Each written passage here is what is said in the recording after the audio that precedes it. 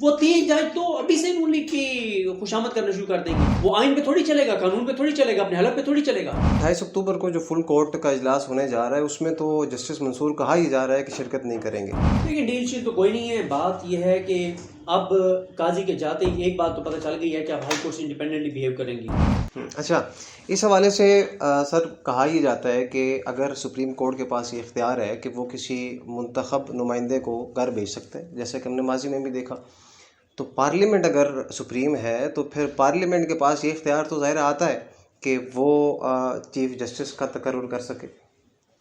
دیکھیں, دوبارہ یہی کہوں گا کہ آئین کا جو بنیادی اسٹرکچر ہے نا, ڈھانچہ ہے, اس کو تو آپ چینج کر نہیں سکتے. اگر کوئی جماعت اس کو چینج کرنا چاہتی ہے تو اس کو اپنے منشور میں بتانا ہوگا کہ ہمیں ووٹ دیں, ہمیں آپ ووٹ دیں گے تو ہم چیف جسٹس کی تقرری کا پروسیس تبدیل کر دیں گے, ہم اس کو پارلیمانی سے صدارتی نظام میں لے جائیں گے. ایک بات تو یہ ہے. دوسری بات وہی جو پچھلی میں نے کہی کہ ان کا مینڈیٹ ہی ان کا عوامی نیت. تیسری بات ایک اور ہے.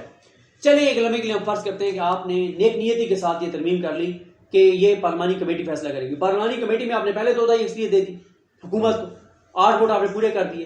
آپ نے متناسب یہ نہیں کیا کہ 6 حکومت کے 6 اپوزیشن کے, آپ نے تو حکومت کے 8 کر دی, اس میں اپوزیشن کے 4 ہیں. پھر ایک چیز اور ہے, اور وہ یہ ہے کہ آپ کوئی کرائٹیریا تو بنائیں گے نا سر, کہ بھائی ہم ایک کرائٹیریا یہ ہے کہ جس جج نے سب سے زیادہ فیصلے کیے ہوں گے اس کو ہم چیف جسٹس بنائیں گے, جس نے اتنے کانسٹیٹیوشنل کیسز کیے ہوں گے اس کو ہم چیف جسٹس بنائیں گے, جس کے بطور ہائی کورٹ کے جج اتنے فیصد فیصلے برقرار رہے سپریم کورٹ میں اس کو ہم بنائیں گے, جس کے سپریم کورٹ میں اتنے فیصد کیسز جو ہیں وہ ریویو میں برقرار رہے ہیں یا وہ کبھی ان کو وہ نہیں کیا گیا, اتنی سے ججمنٹس. کوئی کرائٹیریا تو ہوگا نا. اب کوئی کرائٹیریا نہیں ہے. یہ تو آپ یہ کہہ رہے ہیں کہ آپ دیکھیں نا, اگر یہ بات مان لیں تو اس کا مطلب تو یہ ہے کہ اگلے تو خیر 3 میں سے 2 ویسے ہی نون لیگ کے مطلب کوئی مسئلہ نہیں ہے, گھر والی بات ہے.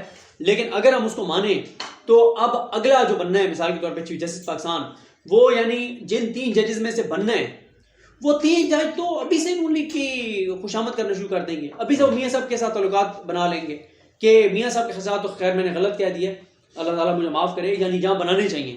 میاں صاحب بیچارے کی اپنی کیا حیثیت اور اوقات ہے, اس بیچارے کو تو جانے نہیں دے رہے تھے. لندن میں تو خود پاؤں پکڑ کے اور منتیں ترلے کر کے گیا, تو بڑی مشکل سے گیا ہے. تو یہ تو کل کو جس کو پتہ ہوگا کہ اس نے بنانے تو اس کے ساتھ بنا کے رکھے گا. وہ آئین پہ تھوڑی چلے گا, قانون پہ تھوڑی چلے گا, اپنے حلف پہ تھوڑی چلے گا. تو یہ بہت غلط ایک چیز ہے اور یہ پاکستان کے لیے بڑا نقصان دہ. اچھا, قاضی فائز عیسیٰ صاحب جاتے جاتے سپریم کورٹ آف پاکستان میں وہ تفاوت, وہ گیپ جو تھا وہ تو پڑ گئے. اب مجھے یہ بتائیے گا کہ یہی آفریدی صاحب کیا اس گیپ کو دور کر سکتے ہیں یا کر سکیں گے؟ دیکھیں کر سکتے ہیں, وہ کرنا بھی چاہیے اور لگتا ہے کہ کرنے جا بھی رہے ہیں. دیکھیں نا, انہوں نے آتے ہی جو 3-4 سٹیپس اب تک لیے ہیں اس کو مطابق تو یہی ہے کہ وہ گیپ کم کرنا چاہتے ہیں, اختلافات ختم کرنا چاہتے ہیں. تو اس کا طریقہ ایک ہی ہے کہ فل کورٹ میٹنگ بلائیں, بیٹھیں, ڈسکس کریں, ایک دوسرے کو قائل کریں اور اکثریت کے فیصلے کو مان لیں. 28 اکتوبر کو جو فل کورٹ کا اجلاس ہونے جا رہا ہے اس میں تو جسٹس منصور کہا ہی جا رہا ہے کہ شرکت نہیں کریں گے.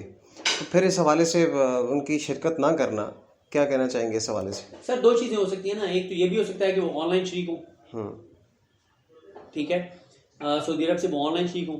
ایک یہ ہو سکتا ہے کہ وہ جو بھی وہ اس پہ اپنا کوئی پوائنٹ آف ویو دے دیں, ریٹرن بھیج دیں. تیسرا یہ ہے کہ ابھی ڈسکس ہی منصور صاحب کے میٹر کو اور اس 26 میں یعنی ترمیم کو کرنا ہو تو اس کے لیے ضروری ہے کہ ان کے غیر ملکی میں ڈسکس ہو. یہ بھی ہو سکتا ہے. بہرحال یہ پہلی تو فل کورٹ نہیں ہوگی نا, یہ تو یعنی آخری تو نہیں ہوگی, یہ تو پہلی ہوگی, چلتا رہے گا سلسلہ. اچھا, لاسٹلی یہ بتائیے گا کہ اس وقت پاکستان تحریک انصاف کی جو رہنما ہیں ان میں کچھ ریلیف ملنے کا سلسلہ جو شروع ہوا ہے, عمران خان کی بہنیں اور اس کے ساتھ ساتھ جو بشرا بی بی کی رہائی عمل میں لائی گئی ہے, تو آپ کیا سمجھتے ہیں کہ یہ آغاز ہے پانی پی ٹی آئی یا پاکستان تحریک انصاف کو ریلیف دینے میں, یا کوئی ڈیل یا کوئی ایسا کوئی چیز نظر آ رہی ہے؟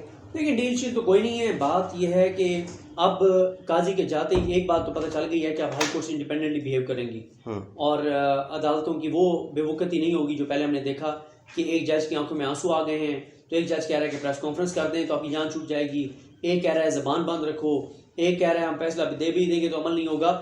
اب سب کو پتا ہے کہ وہ بے وقتی عدالتوں کی نہیں ہوگی. اس وقت تو یہ تھا نا کہ قاضی صاحب کے بارے میں پتا تھا کہ جو بھی جج کو نیچے کوئی آزادانہ فیصلہ دے گا آپ اٹھائیں جائیں قاضی صاحب کے پاس, قاضی صاحب اس جج کو بھی رگڑ دیں گے.